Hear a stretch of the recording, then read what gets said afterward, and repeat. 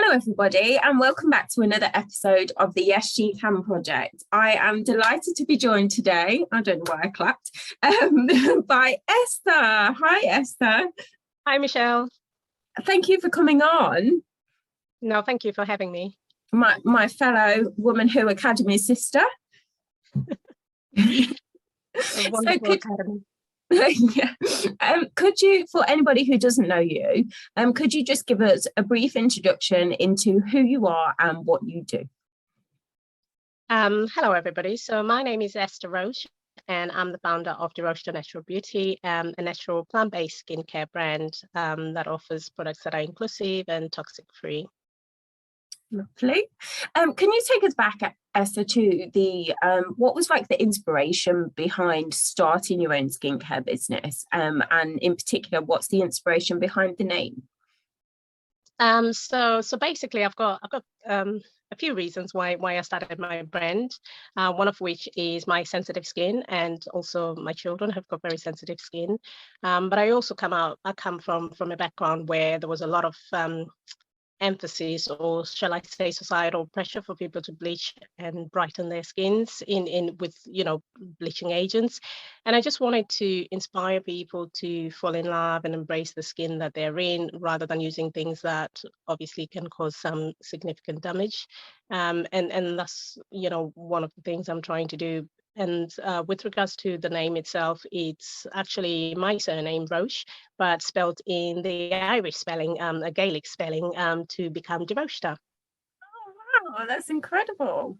Shocking to hear the reason behind about people bleaching their skin and things.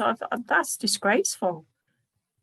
Yeah, unfortunately, it's one of those things that even to this day still exists. You've still got this, bias on, the lighter you are means that you have a better future, you have a brighter future, and you'll get a job, or you'll make it in life, basically. And personally, I'm living proof. I do have a family, I do have a career, a business as well, and I don't have to be the fairest of the fair to be able to get in and do those kind of things. So it's just hoping I can just inspire as many people as I can. And I have a diverse family as well, so I just wanted something that's inclusive. So it's not necessarily just targeted to the one area, but it is inclusive because of obviously my setup and the kind of focus I want to put on the brand. Wow. Take me back to your career before the business idea came about. What were you doing then? So my background is actually in the dental field, and I actually have another business within that field. I train dental nurses, and it's something that I've been doing for over 14 years. So I have been obviously in dental related fields for over 20 years now. Gosh. And which is quite a long time, but I also hold a law degree as well. So, and I studied that, I sort of never left the dental field. And, obviously I've been in that industry, so obviously dealing with a different part of the body, but now moving into the skincare, but still a similar thing where I can transfer my skills, basically. It's still the beauty industry, essentially, isn't it? So is it more like cosmetic dentistry? So I was involved in quite a lot of different things. It was more, you have the cosmetic side of things, but it's more to do with obviously helping people with different reasons. So the last practice I was based at was an implant practice, and it was all to do with restoring obviously functions. So you could say a little element of cosmetic, but it's more functionality and just restoring things to make sure that they are how they should be and working the way they are. But I have been sort of involved in different fields, basically with regards to like orthodontics. I did forensics, and just all different things. So I've never been one to fear trying and putting my hand at any opportunity that presents. I would try and do it. So I started as a dental nurse, and then just worked my way into management, and then implant coordination, and just moved into that, and obviously set up my own dental training, which I still run to date as well.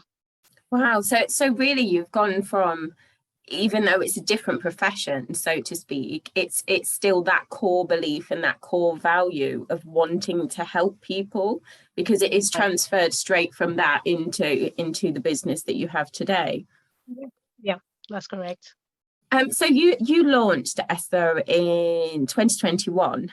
Obviously, we know each other anyway, and I know how incredibly fast you have grown this business and what incredible things that you've achieved in such a short space of time. Actually, recently, you've just come back from doing a pop-up in one of the UK's leading retailing stores, which is John Lewis. Can you talk us through your journey so far and how you got so far so quickly? I don't know if it's so far so quickly. It's it's a lot of hard work. You know, success is not overnight, but I have definitely benefited from obviously having a good support network. So, you know, being a member of the Women Who Academy has been really, really helpful. Having entered the awards last year, I was awarded with the One to Watch accolade. So that was not a little bit of pressure, but it just meant I had to action things rather than sit there and think about them and talk about them. And I found that, you know, that really helped me to sort of come out a little bit, and also seek some help and stuff. And, you know, with the judges and the comments that they gave and pointing you in the right direction, I've sort of leveraged on that. You know, all the advice or the guidance that they give you, and just again calling on other entrepreneurs like yourself. I've blasted you with things as well, and learned something, because, you know, with business you can't do it on your own, and it's just handy to have the right support network. And I think that is pivotal in moving you from one point to the other point. But also, you know, if you haven't got people that are going to give you constructive criticism or help you with sort of, I know this and I can help you with that, you are really stuck, because you're trying to do everything yourself. And that's basically what I've done, is just leverage on, you know, the contacts that I have, and just trying to learn as much as I can from other business people as well. So yeah, so that's been a lot of work. But I think as well, though, to be part of a community like Woman Who, it's having that support network to hold you accountable, because we all have days, don't we, where we're like, oh my God, I can't do this. Imposter syndrome, you know, creeps in, or it's just the small little, it's almost like having a little cheerleader on your shoulder, isn't it? But like more than one person. It's like, it's incredible, isn't it? Well, it is. And I found that, you know, sometimes you feel like, am I crazy doing all these things? And then you hear somebody else speaking, you know, what they're talking about or what they're doing inspires you as well. And you have that willpower to keep going, because you feel you're not the only one going through that, and you're not alone. You've got some people that you can bounce off ideas and just learn something. And if you're really, really down and stuck with something, you do have that supportive network that is safe, where you can get that help that you need without worrying or stressing or thinking, you know, I can't share this with anybody else. So that's really incredible. Yeah, definitely. And going back to your award of the Woman Who, the One to Watch, they couldn't have been more correct, could they? Look what's happened since. I'm trying. We're watching. Yeah, you're doing absolutely amazing. Oh, thank you. What would you say has been your biggest challenge to date? You know, when I speak to people, I think they it's sort of one of those things that they least expect to hear. But my biggest challenge was sorting out the packaging for my product. You know, sometimes you might think, oh, it's other things, and the actual product itself, the product was fine, but it was just getting the right packaging and, you know, making sure that the way I presented my product was how exactly I wanted it to be presented, you know, labeling rules and regulations that you have to follow, but also just making sure, you know, I was concerned about sort of sustainability aspects of the business as well. So I just wanted to make sure that I'm choosing the right packaging for my product, basically. So I did find that a challenge. And I did overcome it, but obviously it wasn't helped by the fact that we had obviously the pandemic, and then we obviously had Brexit as well. So that had other issues as well, which is, you know, why my launching was a little bit later than I had anticipated, because everything took a little while. But yeah, that's been the biggest, I think. So what would you say has been on the flip side? What's been your highlight? My highlight is probably my want to watch accolade, because it's made me so accountable to a lot of things. I've had to put things into action rather than just sit there and think about them. And also, I think it was almost, you know, just giving me that confidence and self-belief that I can actually do it. You just have to try. And what's the worst thing that can happen? You know, it's that giving me that which I sort of didn't have as much of, and knowing that I can call on somebody to help me is just been incredible, really. And like, from a personal point of view, I've noticed such a difference in you, because I met you for the first time at the Woman Who Awards last October, and literally to see you, even as a person, you've absolutely flourished. You were really shy when I first met you, but now you're doing videos, you're in front of people in John Lewis, you're like taking part in everything. It's just so incredible to see. No, I feel like a new woman, to be honest. It's incredible when you talk to people, because most people think, oh yeah, you should, you know, because you've done this and it looks great and whatever else, but it's so different. You know, the product itself is a different thing to me, actually having that confidence and speaking. And it's, you know, I've had to invest in myself as well, just to give myself that boost and that confidence and that support, which, you know, a lot of it is from the academy, because they're just helping you and guiding you, and you've got that guidance to sort of say this is what will happen. And one thing that a lot of people have said to me is, what's the worst thing that can happen? Because you have reservations, like, you know, sometimes I feel like, oh, if I'm trying to post something on Instagram, I feel like I'm too formal and it's trying to make it a bit friendly, but at the same time I don't want to lose who I am and try to be somebody else. So it's just remembering those little things and thinking, you know, I am who I am. And that's what I've got to put out there, rather than try and be what I'm not, basically, and see how it works. But it's also trying, you know, without having that fear that something is going to happen, because nothing really will happen, but I'm just going to improve and get better. I think it's worse in our heads, isn't it? Yeah. It's always worse. We always envisage the worst. Oh yeah, definitely. Guilty. Yeah. What's the biggest lesson that you've learned so far, Esther, in your business journey? You know, one of the things, well, I have several, but the most important is, you know, your support network. It's so important to have the right network with you, because you want people that are going to help you and move you up. And if there's something that's clearly not right, you know, I'd rather have somebody give me constructive criticism than somebody who tells you don't do that, and yet they're not actually providing you the reasons why, and just making you see certain things that are important to take on. But it's also being able to celebrate small wins as well, because sometimes I think as entrepreneurs, we're so hard on ourselves and you're sort of focused on achieving this massive thing. But I think every step that you take as you move along, it is so important to just take time and just celebrate that achievement and see how far you've actually come from when you started, basically. Yeah, definitely. And I think equally, having, like you were touched upon there, having people, you know, give you constructive criticism is great. But I think it can be equally harmful when somebody tells you that you're doing a great job and that they agree with everything you say, because actually that's not doing you any favors either, is it? No, it's not. And it's nice when somebody questions and says, so, you know, you've said you want to do this and that, but is it really something you want to do, because there's this, that, and that? And, you know, most of the times you will pick something up, and it's quite nice, I think, having that two-way rather than someone who just agrees with every single thing you say. So yeah. It's about having somebody that can because obviously we work so hard on our businesses, it's difficult to step back from them, isn't it, and look at it objectively. Whereas when you've got a community of people around you that only want the best for you, and that's exactly true of the Woman Who Academy, every single woman in there wants the best for each other. So it's really useful to have people, you know, take an objective view of your business and give you really, really sound advice.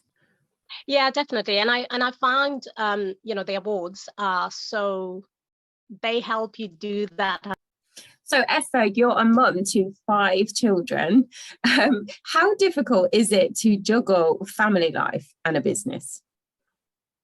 It can be a challenge, to be honest, but I found that personally for me, what works is being organized. I have to know what I'm doing. I have to know what the children's schedules look like, because I've got, you know, different ages. So having 5 of them, they're just all different ages. They've all got different needs.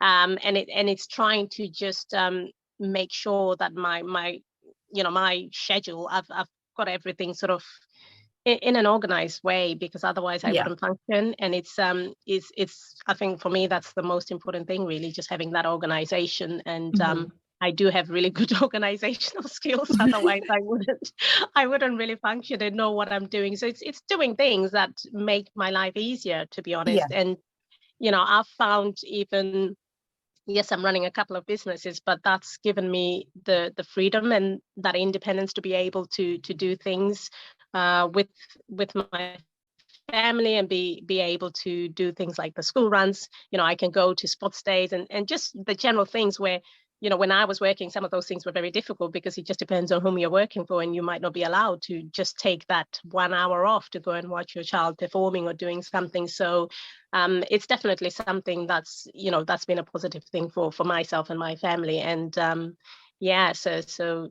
absolutely fine. Love it.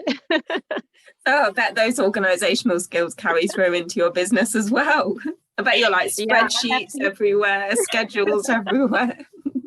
I have to, otherwise I can't. You know, the thing is, everybody's got a different schedule, you know, with all of them.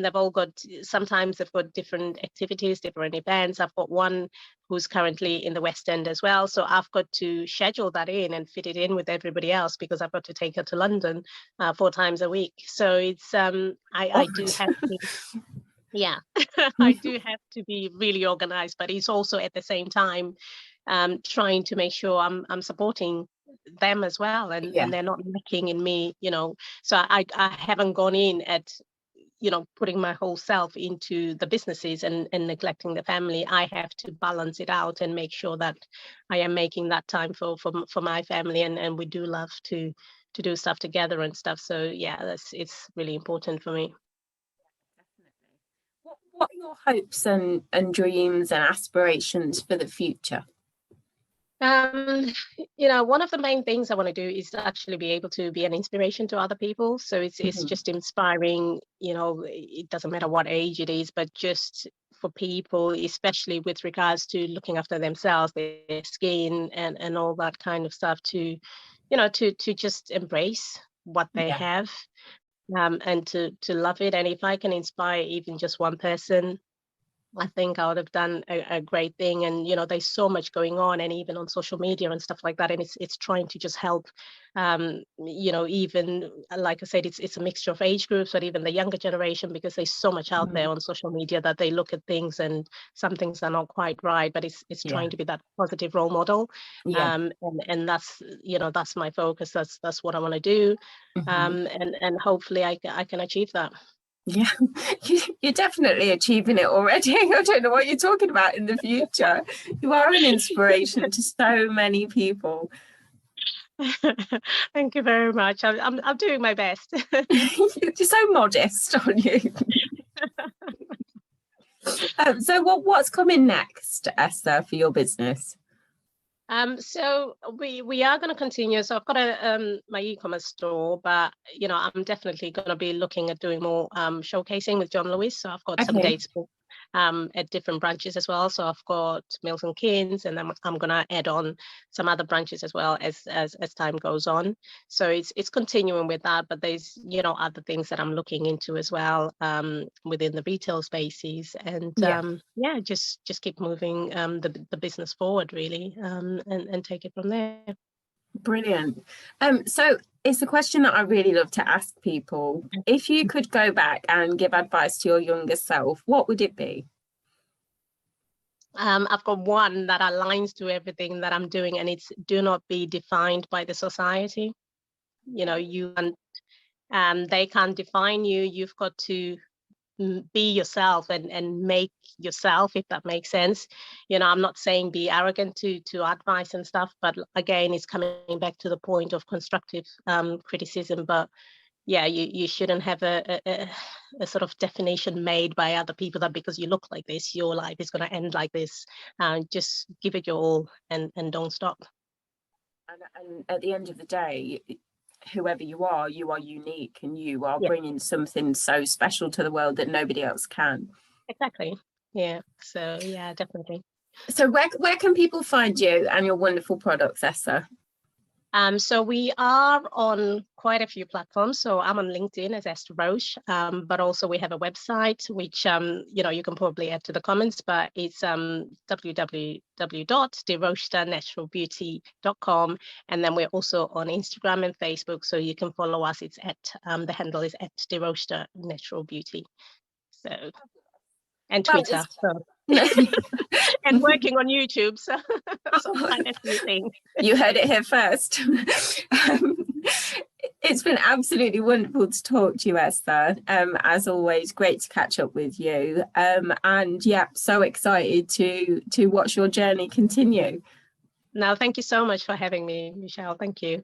Thank you. Speak to you soon. Thank you. Bye-bye. Bye.